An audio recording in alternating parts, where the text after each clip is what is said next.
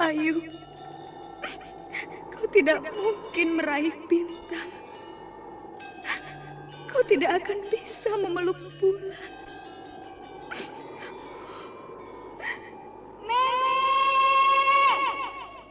Nenek Raga Runting!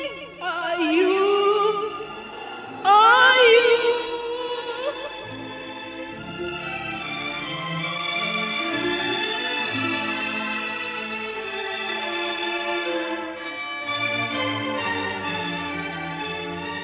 Sanggar Cerita dan Sanggar Prativi mempersembahkan Mahkota Mayangkara.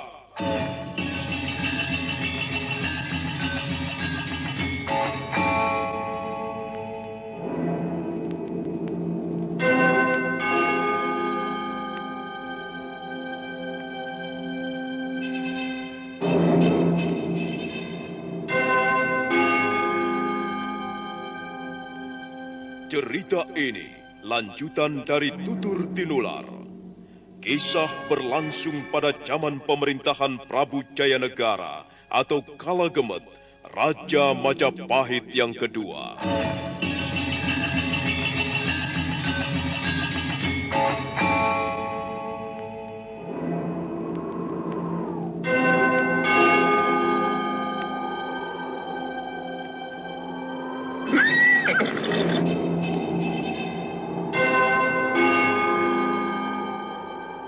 Bukan lagi Raja Majapahit. Akulah raja. Akulah yang berkuasa. Ayo, obrak-abrik desa Ganding. Tangkap Jayanegara. Tangkap Jayanegara.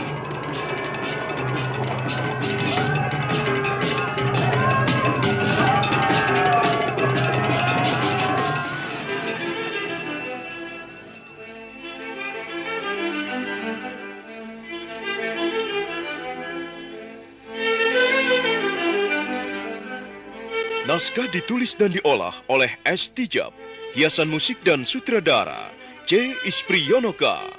Kali ini mengetengahkan episode ke-22 dengan judul Serigala Memangsa Serigala.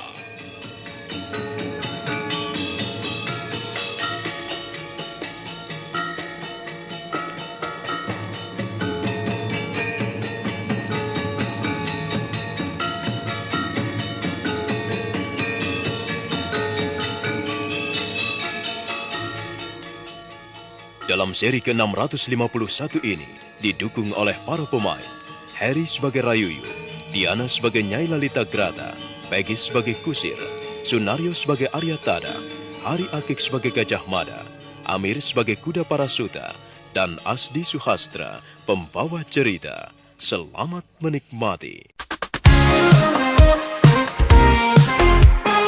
Setiap collection bawa hiburan dengan gaya yang tak pernah padam.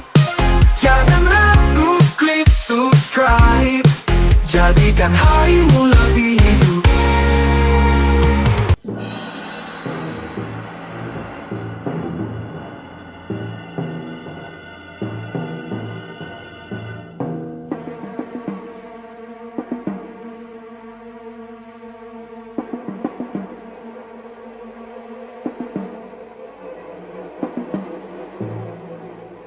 Begitulah, Nyai. Aku bukan tidak mau membantu atau menolongmu terlampau jauh. Tetapi sebaiknya Nyai pergi menghadap Gusti Patih Aryatada untuk minta kejelasan. Jangan sampai Nyai tanya pada seseorang yang tidak tahu asal-usul perkaranya. Mengapa begitu, Rayuyu? Nyai, aku takut keselamatan Nyai akan terlibat. Terlibat? Maksudmu? Tidak apa-apa, Nyai. Hanya maksudku, Rayuyu, sepertinya persoalan hilangnya suamiku erat kaitannya dengan Rakuti. Aku tidak mengatakan itu, Nyai. Sekarang ini situasinya sulit ditebak, serba membingungkan. Sebab itu, katakan semuanya pada Gusti Patih, kecuali satu, Nyai. Tentang keinginan Rakuti menjadi raja. Iya, jangan sekali-kali Nyai singgung hal yang membahayakan itu. Cukup Nyai simpan saja di dalam hati. Ya, suamiku juga berpesan supaya jangan sembarangan ngomong pada orang lain tentang cita-cita Rakuti. Nah, Nyai, pergilah Nyai menghadap Gusti Patih. Kalau saja situasinya sehat dan mengizinkan, tidak seperti sekarang ini, aku pasti bisa mendampingimu menghadap Gusti Patih. Sayang sekarang ini... Tidak apa-apa. Biarlah aku sendiri pergi menghadap beliau. Mudah-mudahan beliau bisa memberikan kejelasan dan jalan. Terima kasih, Rayuyu. Mumpung belum gelap, aku pamit dulu. Mari, Nyai. Berhati-hatilah di jalan. Terima kasih. Nyai Lalita Grata mohon diri untuk kembali pulang ke wismanya. Hari mulai temaram karena senja telah tergeser kegelapan. Rayuyu mengantar istri sahabatnya itu hingga ke halaman pendopo. Sebentar kemudian kereta Nyai Lalita Grata bergerak meninggalkan wisma Rayuyu. Ya.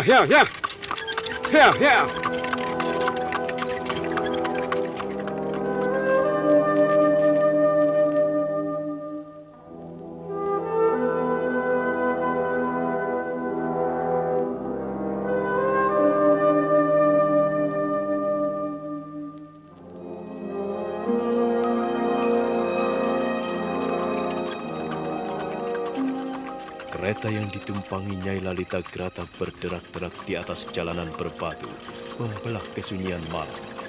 Bulan timbul tenggelam di mega-mega. Sepanjang jalan, Nyai Lalita Grata tak henti-henti memikirkan hilangnya sang suami yang tidak tentu rimbanya. Kadang terpikir pula, apakah Rakuti telah menculiknya? Tetapi mengapa tak seorang prajurit pun tahu? Paman, berhenti sebentar. Di tempat gelap seperti ini, Tuan Putri. Iya, sebentar saja. Ya, baiklah, baik. Ya.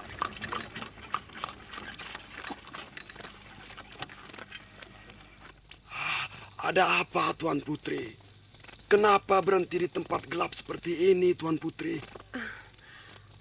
Aku belum akan tenang kalau kabar tentang suamiku belum kudapat, Paman. Oh, tapi besok kan mau menghadap Gusti Patih.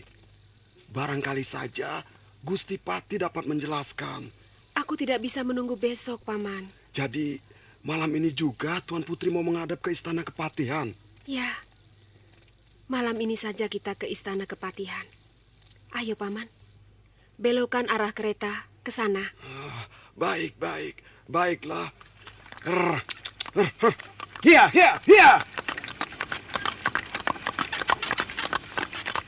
Kereta segera berbelok arah, tidak lagi meniti jalan menuju wisma, tetapi bergerak ke arah Istana Kepatihan. Nyai Lalita Grata rasanya tidak tenang bila belum mendapat keterangan tentang hilangnya sang suami tercinta. Hari belum terlalu malam ketika Nyai Lalita Grata memasuki pintu regol Istana Kepatihan. Beberapa prajurit jaga telah mengenal kereta yang ditumpangi istri penggawa tinggi kerajaan itu, sehingga kereta memasuki halaman tanpa pemeriksaan dari para prajurit.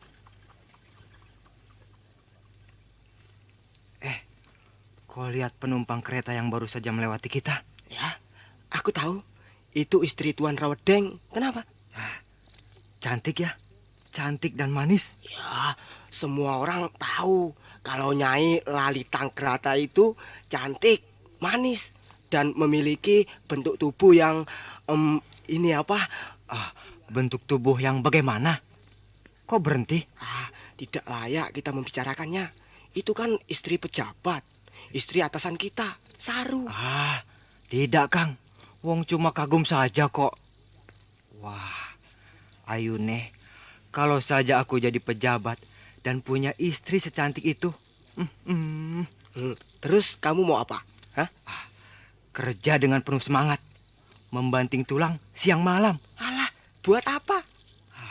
Buat masa depan anak-anakku. Pasti anak-anakku cantik-cantik dan gagah-gagah. Kalau cantik, iya. Tapi mana mungkin gagah-gagah. Wong kamu saja bapaknya seperti terenggiling kok. Wah, kamu itu ngece ya? Ngece. Guyon Kang, guyon. Kok terus marah begitu? Kalau dipikir enak ya jadi pejabat. Istri cantik, wisma besar dan megah. Kereta bagus dan dihormati setiap orang. Kita ini orang sudra. Hah? Jangan berhayal terlalu tinggi. Nanti kalau jatuh sakit kamu. Loh, sampean apa tidak tahu kalau ada orang sudah bisa jadi pejabat? Maksudmu Tuan Rakuti dan Tuan Rasemi itu? Nah, itu kan bukti bahwa kita pun bisa jadi pejabat. Jadi punggawa tinggi kerajaan. Iya, Kang. Tetapi kan... jangan putus asa. 2 punggawa itu kan bisa kita ikuti jejaknya. Bayangkan, wong dari golongan sudra kok sampai bisa naik jadi punggawa tinggi. Alah, kalau aku nerimo saja jadi prajurit. Tidak pusing-pusing memikirkan pemerintahan. Cukup makan, cukup tidur, beres. Wah, orang macam kamu susah diajak maju.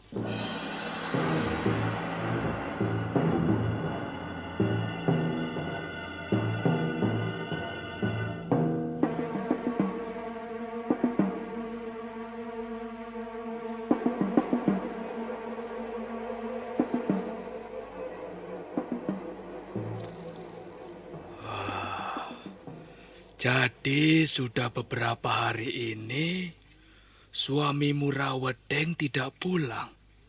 Tidak ada kabar beritanya. Ya, betul Gusti Pati. Saya jadi bingung dan sedih. Tidak tahu mesti berbuat apa dan bagaimana. Iya. Aku tahu. Aku bisa merasakan bagaimana perasaanmu ditinggal suami yang tidak tahu kemana dan ada di mana. Semula saya mengira suami saya dapat tugas dari Gusti Prabu atau Gusti Pati yang sifatnya rahasia. Sehingga biarpun saya istrinya tidak boleh tahu. Tidak. Rawedeng beberapa waktu ini memang belum pernah mendapat tugas apapun dari Majapahit. Baik itu yang sifatnya rahasia maupun biasa. Justru itulah Gusti Pati. Saya jadi tidak karuan. Kapan kau bertemu terakhir kali dengan suamimu? Tepat menjelang keesokannya dia tidak ada. Iya. Malam itu kami masih sempat ngobrol-ngobrol di pendopo. Katanya udara malam begitu panas, sehingga dia mengajak saya bincang-bincang sambil menghirup udara malam. Selama pembicaraan, dia tidak pernah mengatakan sesuatu yang sifatnya meninggalkan pesan. Kami bicara hingga larut malam. Sampai hampir menjelang lewat tengah malam, dia menyuruh saya untuk tidur duluan. Iya. Karena dia ingin jalan-jalan di halaman pendopo. Ya, saya menuruti kemauannya dan tidur duluan. Esok paginya, saya tidak bertemu dia sampai sekarang ini. Iya. Kalau dilihat dari ceritamu, memang ada keganjilan-keganjilan yang membuahkan pertanyaan. Dan setauku, Rawedeng itu tidak punya musuh. Nah, kalau sekarang ini tiba-tiba saja dia menghilang, ya, rasanya tidak masuk akal. Lalu Nyai, apakah sudah ditanyakan pada teman-temannya yang lain? Ya, seperti Rayuyu, Rabanyak, Rapangsa, dan Ratanca. Biasanya mereka satu sama lain saling tahu kemana kawannya pergi. Kepada Rayuyu saya sudah tanyakan. Tetapi dia pun tidak tahu. Bahkan kaget begitu mendengar Rawedeng tidak pulang. Tetapi kepada Ratanca, Rapangsa, dan Rabanyak, saya belum tanyakan. Satria Collection. Cembawa hiburan dengan gaya yang tak pernah padam. Jangan ragu, klik subscribe. Jadikan harimu lebih hidup. Jika Rayuyu saja tidak tahu kemana suamimu pergi, apalagi Ratanca, Rabangsa, dan Rabanyak. Soalnya suamimu itu paling sering bepergian berdua dengan Rayuyu. Inilah yang membuat saya semakin bingung dan gelisah. Baiklah, Nyai sekarang pulang saja dan perketat pengawalan. Nanti akan kusuruh beberapa prajurit menambah penjagaan. Nyai tidak usah khawatir. Dan karena ini menyangkut masalah hilangnya punggawa tinggi kerajaan, maka berarti pula ini adalah masalah pemerintahan. Nanti akan kuminta Gajah Mada menyelidiki perkara ini. Terima kasih, Gusti Pati. Kalau begitu, saya mohon pamit. Iya. Hati-hatilah di jalan. Oh ya, kau datang kemari dengan siapa? Hanya ditemani seorang kusir, Gusti. Baiklah. Biar beberapa prajuritku mengawalmu sampai kau tiba dengan selamat di Wisma. Terima kasih. Terima kasih sekali, Gusti.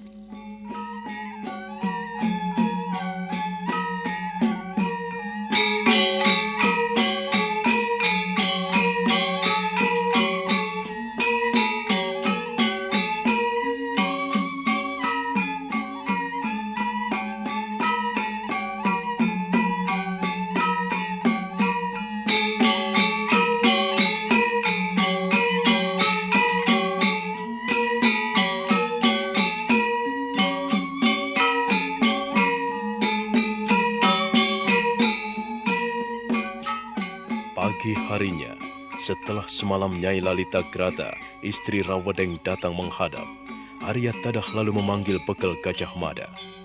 Kiranya Arya Tadah mulai menangkap tanda-tanda ketidakberesan. Rawedeng hilang tanpa jejak. Padahal sepengetahuannya, dia tidak punya musuh yang dianggap berbahaya. Kau tahu, maksudku memanggilmu pagi ini. Biasanya Kakang Tadah mempunyai persoalan yang serius, sehingga pagi-pagi meminta aku untuk menghadap. Betul, Adimada. Dan persoalan ini sudah merupakan perkara yang tidak bisa dianggap sepele. Perkara apa itu, Kakang?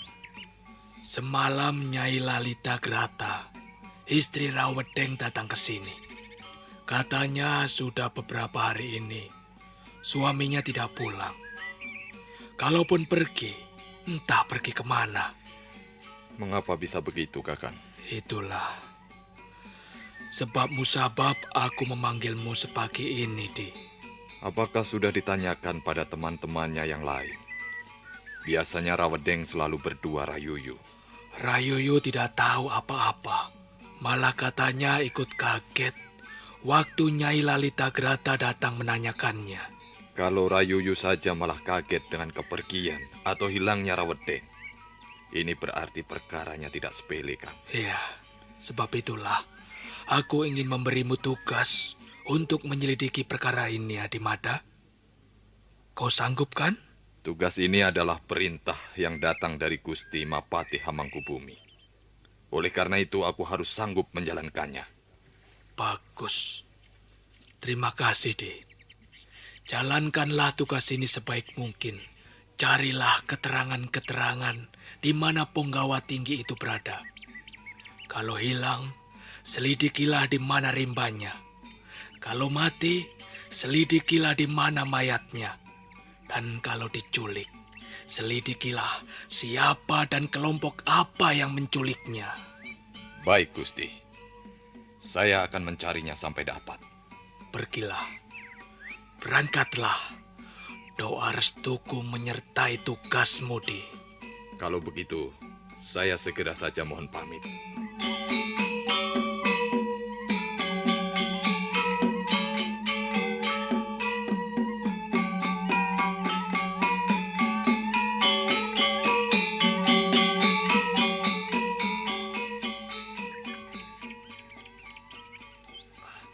Tuan Bekel.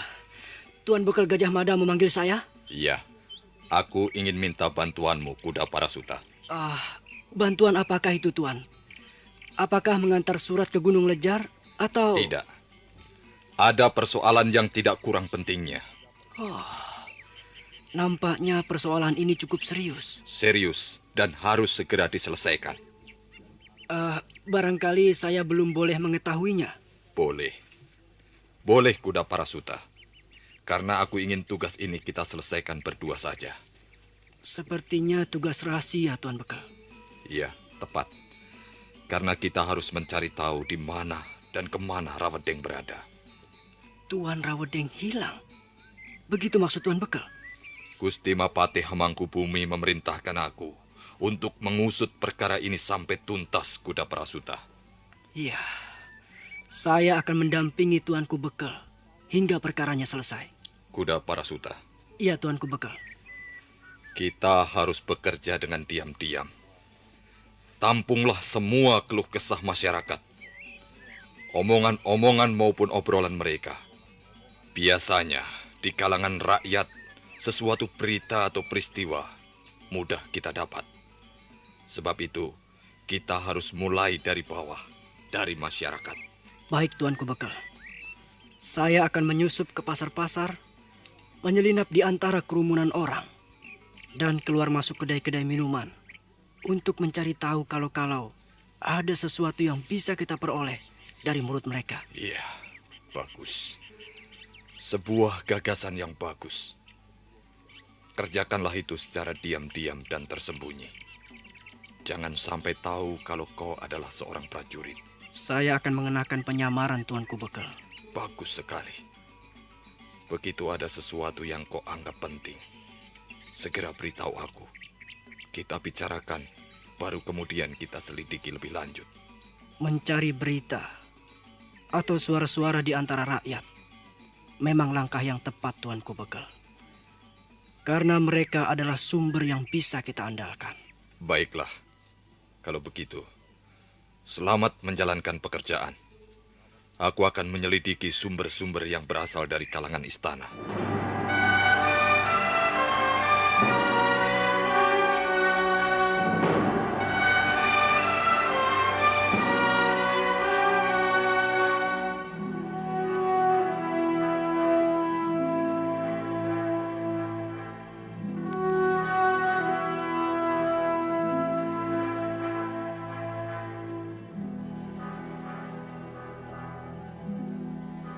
Bekel Gajah Mada segera memanggil Kuda Parasuta.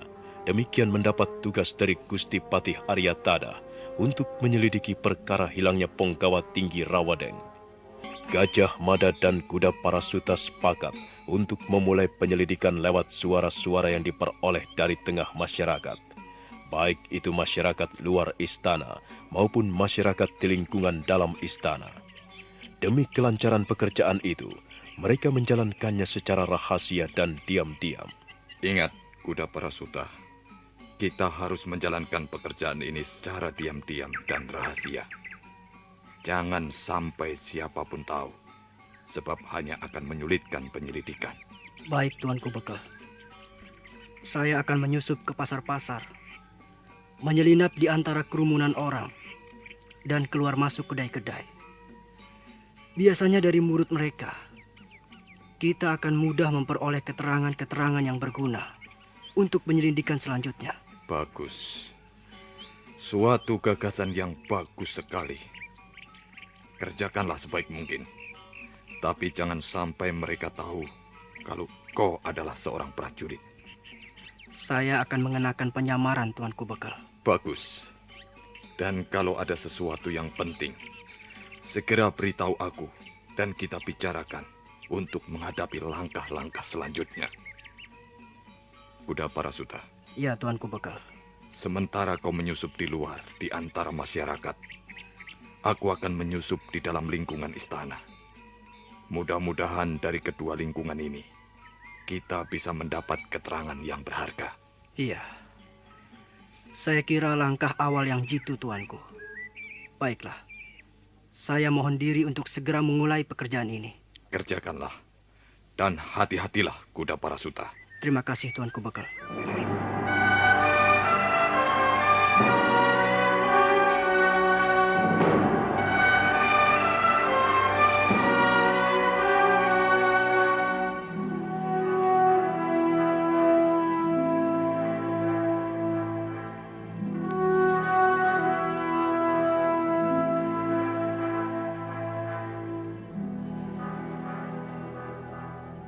Kita tinggalkan begal Gajah Mada dan kuda Parasuta yang memulai langkah awalnya menyelidiki hilangnya Rawedeng dari Wisma. Kini kita beralih sejenak ke Bukit Pangi, tempat di mana para siswa pendidikan calon tanda digembleng. Mereka ini nantinya adalah calon-calon pangreh praja yang akan mengisi tenaga-tenaga terampil Istana Majapahit.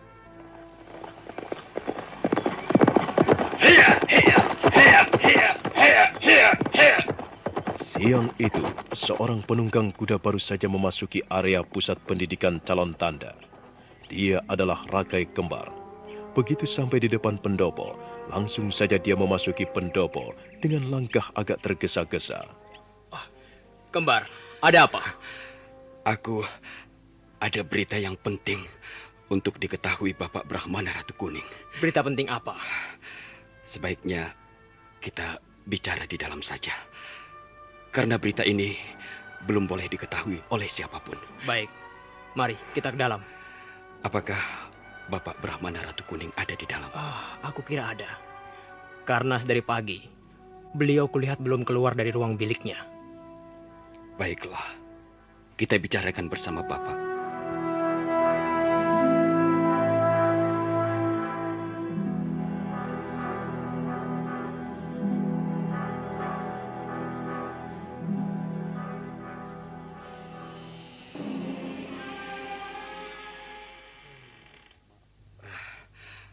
Maaf Bapak, kami masuk tanpa dipanggil. Oh, kalian Rakai Kembar dan Rakai Warak. Mari, silakan masuk. Bagaimana? Sepertinya ada yang ingin kau sampaikan, Rakai Kembar. Benar Bapak. Begini, saya baru saja kembali dari kota Raja Majapahit. Kabarnya Rawedeng beberapa hari ini tidak berada di tempatnya, Bapak.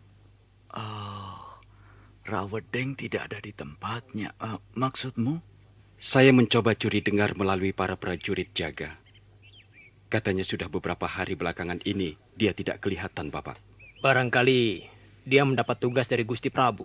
Tidak. Kabarnya hilangnya penggawa tinggi itu memang misterius. Wismanya tampak sepi-sepi saja, sementara penjagaan dari prajurit-prajuritnya semakin ketat. Rawedeng tidak ada, tapi wisma kediamannya dijaga ketat. Ada apa ini? Bapak Brahmana Ratu Kuning, apakah di sana sudah terjadi ketidakberesan? Oh iya. Sepertinya sudah ada tanda-tanda ke arah itu. Saya sempat lewat Wisma Rayuyu, Ratanca, Rabanyak, dan Rapangsa. Semuanya seperti biasa. Mereka ada di tempat dan menjalankan tugas hariannya, Bapak. Bagaimana dengan Rakuti dan Rasemi? Sayang, saya tidak menyempatkan diri melongoknya Bapak Brahmana Ratu Kuning. Bapak, apakah mungkin Rakuti dan Rasemi mulai menjalankan aksinya? Ya, itu membuat kita bertanya-tanya. Biasanya Rawedeng dan Rayuyu datang kemari kalau ada sesuatu yang meresahkan. Tetapi bagaimana Rakai Kembar? Apakah situasi di sana menunjukkan tanda-tanda adanya perebutan kekuasaan? Saya melihat sepertinya situasi berjalan normal, Bapak. Tidak ada tanda-tanda keresahan maupun adanya perebutan kekuasaan. Warga kota raja menjalani pekerjaannya biasa-biasa saja. Begitu juga para prajurit yang simpang siur. Mereka sepertinya tidak terpengaruh oleh apapun. Semuanya berjalan wajar, Bapak. Ya. Aku menarik kesimpulan. Majapahit sekarang ini tidak ubahnya api di dalam sekam. Sewaktu-waktu pemberontakan bisa terjadi. Lalu tugas kami apa, Bapak? Apakah saya dan Rakai Kembar harus terus-menerus mengamati keadaan kota raja sebagai telik sandi? Tidak. Itu bukan tugas kalian. Bukan wewenang kita untuk mengamati dan mengawasi keadaan di Majapahit. Tugas pokok kalian adalah belajar di pusat pendidikan ini. Kalaupun ada sesuatu, maka perintah harus turun dari Gusti Prabu atau Patih Hamangkubumi. Kecuali sebagaimana halnya Rakai Kembar. Dia pergi ke kota raja karena menengok sanak kadangnya di sana.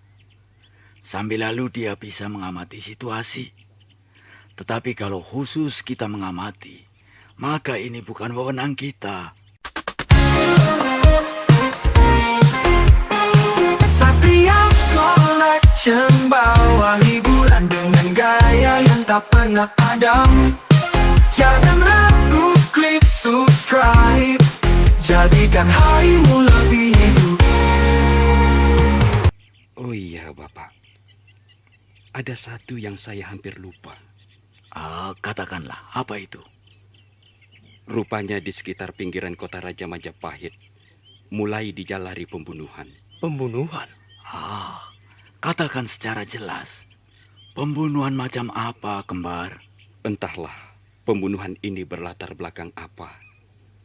Tapi yang jelas, saya menemukan 2 sosok mayat terikat di pohon besar. Tempat itu sepertinya sengaja dipakai si pembunuh karena tersembunyi. Saya secara tidak sengaja menemukannya, karena kebetulan ketika pulang kemari, saya mengambil jalan pintas, Bapak. Pembunuhan. Mungkinkah 2 sosok mayat itu korban perampokan? Kurang jelas, Bapak. Karena saya mengejar waktu untuk secepatnya sampai di sini, sehingga saya tidak sempat turun dari kuda untuk memeriksanya. Ya. Itu memang lebih baik daripada kau turun memeriksa, lalu ada orang yang melihat. Bisa-bisa kau malah dituduh sebagai pelaku pembunuhan itu. Syukurlah kau tidak neko-neko, Rakai Kembar. Sebab sekarang ini, sepertinya situasi membuat kita serba salah. Iya, betul. Situasi sekarang membuat kita serba salah. Oleh karena itu, berbuatlah sebagaimana wajarnya saja. Jangan terlalu mencampuri urusan kenegaraan. Tugas kalian adalah belajar, itu saja. Mengenai 2 sosok mayat yang terikat di pohon besar pinggiran kota raja, jangan dipikirkan. Barangkali saja itu adalah korban perampokan. Atau mungkin korban dari orang yang saling mendendam. Sudahlah, lupakan saja itu. Baik, Bapak Brahmana Ratu Kuning.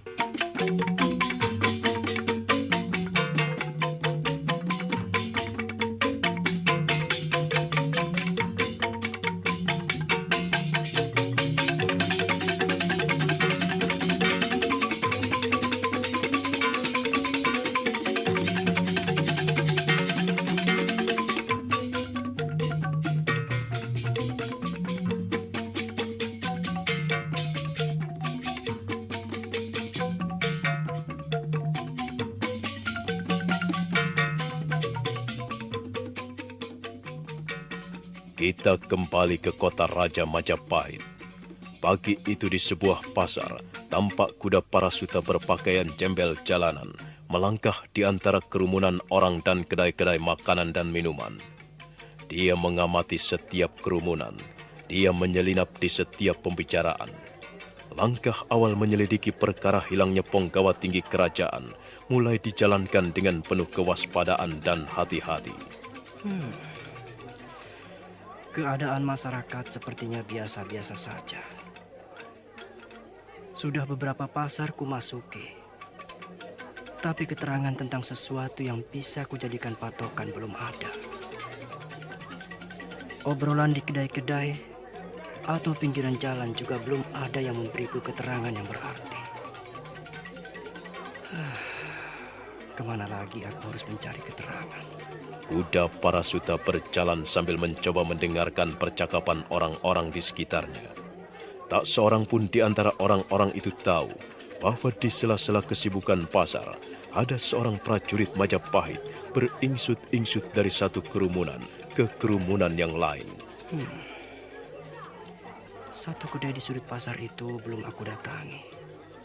Iya, Mudah-mudahan di sana ada percakapan yang menarik dan berarti untuk sekedar mencari keterangan. Ya. Ku coba dekati kedai itu. Tampaknya ada beberapa orang sedang asik membicarakan sesuatu. Baiklah, aku akan ke sana. Kuda Parasuta tidak putus asa. Perlahan-lahan dia masih mencoba mendekati satu kedai yang menarik perhatiannya. Sambil tetap berpura-pura mengemis, kuda Parasuta melangkah menuju kedai di mana ada beberapa orang asik berbicara dan ngobrol-ngobrol. Kenapa tak kau habiskan makananmu? Aku sedang tak nafsu makan. Kenapa? Apa ada persoalan yang mengganggu pikiranmu dan persoalan itu belum selesai? Tidak, bukan itu. Lalu apa? Aku memikirkan cerita seorang pencari kayu.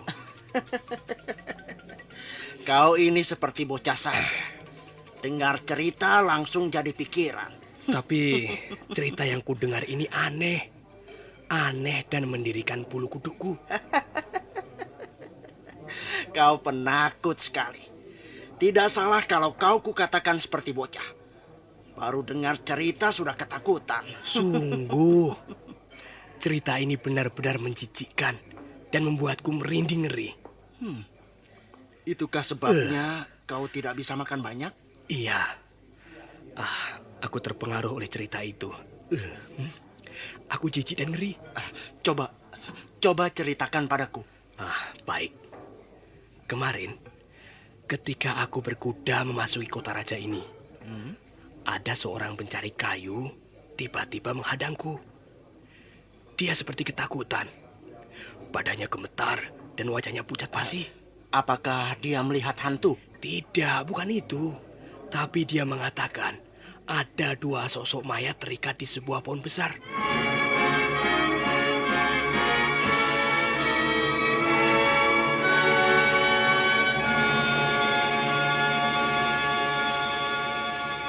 Dua sosok mayat terikat di pohon? Iya. Lalu, apakah kau turun dari kudamu dan mendekati tempat di mana tukang pencari kayu itu menemukan mayat? Iya. Aku turun dan mengikuti langkah orang itu. Dan apa yang kau lihat? Tempat yang ditunjukkan pencari kayu itu berada jauh agak ke dalam. Tak akan ada yang tahu kalau di situ ada mayat terikat. Tempatnya tersembunyi sekali. Ku amati. Memang di situ ada bekas tapak kaki kuda. Entah kemana arahnya. Lalu bagaimana keadaan mayat itu? Menyedihkan sekali. Mayat yang satu di dadanya ada 2 sabetan. Lalu lubang menganga di ulu hatinya. Aduh, mengerikan dan menjijikan sekali.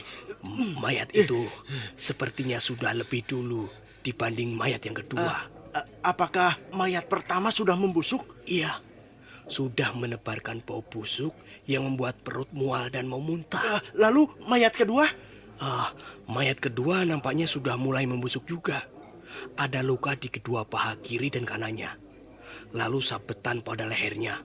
Ditambah lagi, ulu hatinya ada lubang menganga bekas tikaman tombak.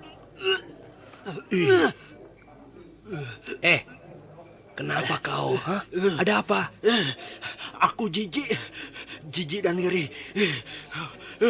Begitu kejam pembunuhnya itu.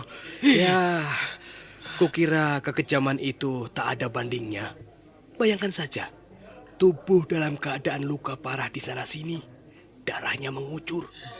Tetapi kedua mayat itu tetap dibiarkan terikat begitu saja. Apakah ini bukan perbuatan manusia berhati iblis? Sudah. Jangan lanjutkan ceritamu. Aku mual dan tidak tahan. Kenapa tidak kau laporkan penemuan mayat itu pada pemerintah Majapahit? Kita ini kan pendatang. Kita masuk ke kota raja ini kan cuma sebagai pelancong.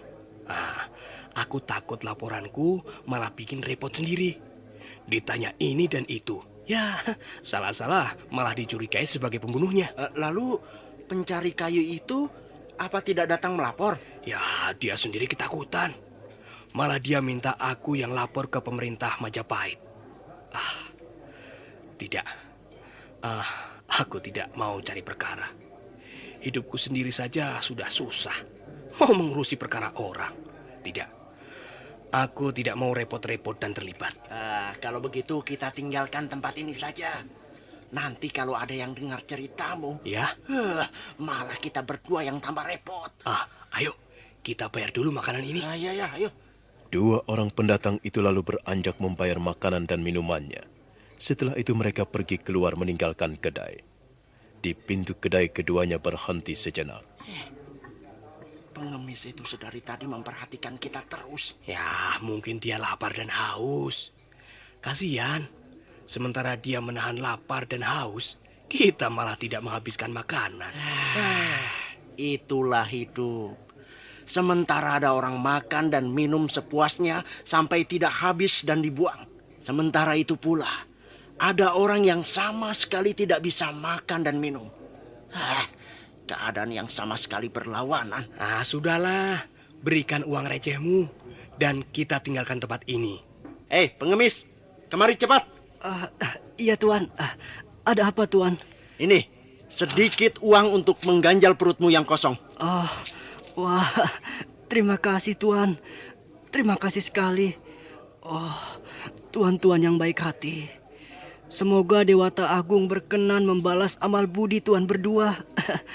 Terima kasih. Kau seperti masih sehat dan muda. Kenapa mengemis? Wah, siapa yang ingin mengemis, Tuan? Di dunia ini tidak satupun orang yang ingin hidup susah. Saya menjalankan ini dengan sangat terpaksa sekali. Apakah tuan-tuan ada pekerjaan untuk saya? Sudah. Cepat berikan uangmu dan kita tinggalkan tempat ini.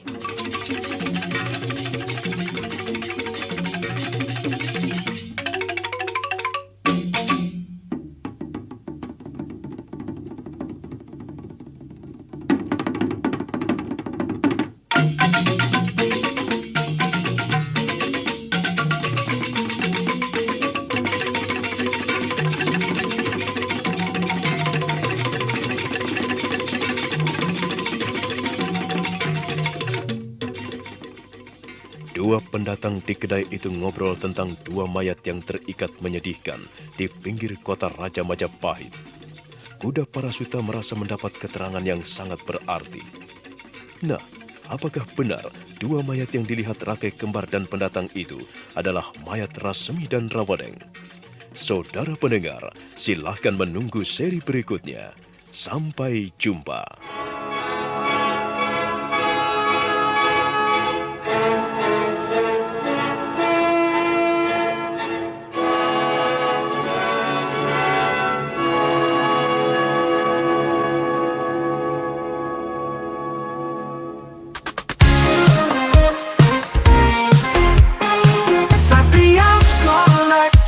Bawa hiburan dengan gaya yang tak pernah padam.